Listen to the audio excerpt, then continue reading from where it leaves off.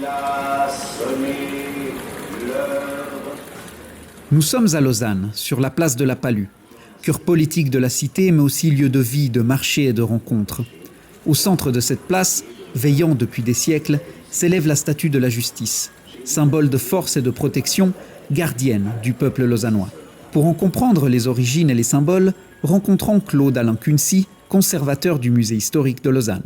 La place de la Palue, c'est une place qui est très importante depuis au moins le XIIIe siècle et probablement bien avant, parce que c'est le lieu où se tiennent les marchés, c'est le lieu où l'administratif se développe, et puis l'hôtel de ville en fait se trouve à cet endroit-là. Alors pourquoi une statue de la justice à cet endroit? Parce que c'est le lieu aussi où l'on va rendre la justice. La fontaine de la justice elle-même, la statue de la justice, elle est représentée comme une femme forte, comme une femme importante et qui a du pouvoir. Alors pourquoi en forme de femme guerrière, avec une sorte d'armure ou partie d'armure? Eh bien parce que son épée doit pouvoir rendre la justice, elle doit être protégée. Donc elle est vraiment représentée comme une guerrière qui est apte à rendre la justice. On voit par exemple ces manches bouffantes avec des crevés. Les crevés, c'est ces coupures que l'on trouve dans le vêtement. Et c'est un symbole de puissance, de pouvoir, parce que le tissu à l'époque est extrêmement complexe à produire et le fait de le découper, c'est en quelque sorte